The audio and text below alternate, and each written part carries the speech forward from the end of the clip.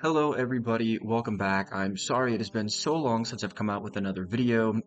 Life has been incredibly crazy, such as me and my fiance, and actually getting a fiance as I proposed back in April, but we bought a house together, moving in, and just, taking a large chunk of my liquid cash and throwing that into a down payment for the house. So I put about $55,000 down. So you can see from previous videos that my portfolio is lower because my cash positions are now outside of the accounts that are linked with Snowball here.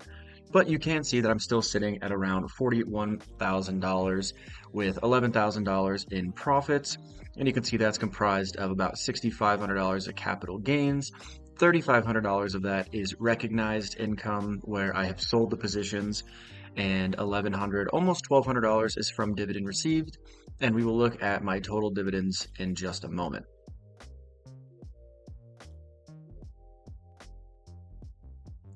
So I typically have a very conservative style of investing where I don't go and pick individual stocks, and I say conservative more so in the sense that I'm 25 years old, almost 26, and that I have a very long time horizon for my investments to grow. So if the S&P 500 were to drop by 20% next week, I would actually be excited because I don't need this money and I can take it and take some of my available cash and just buy more, so that way I make more as the market goes up.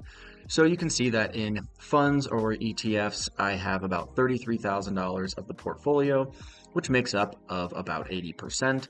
Consumer staples makes up about 10% of the portfolio, and you can see that that's about $4,000. Real estate is about $2,600. Healthcare is less than $1,000, and energy is about $250.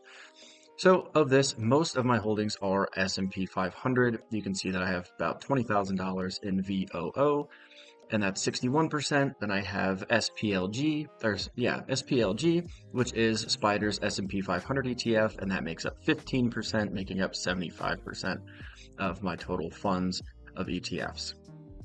So for my total dividend income, we can look at the dividend calendar, and it shows that I'm expected to make $961 in total income, and that's just with a very low risk tolerance for overall dividends and everything like that. So, my dividend yield is right around 2% for the entire portfolio.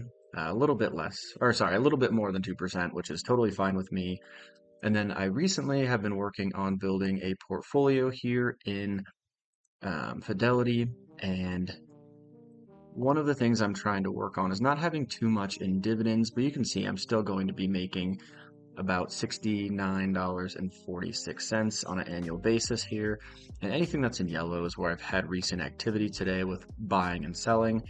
And on every Monday, I basically buy everything that's on here to slowly build up the positions. And I currently have about a 30% cash position in here. Now, I also have my 401k through my company, which is sitting at right around $10,000. So in theory, I have about $50,000 invested, as well as a $20,000 emergency fund. So we're working on really building that back up. But if you're interested in using Snowball Analytics, go ahead and check out the link in the description. You can get, I believe it's a 10% discount, and it helps me out a little bit. Take care, everybody.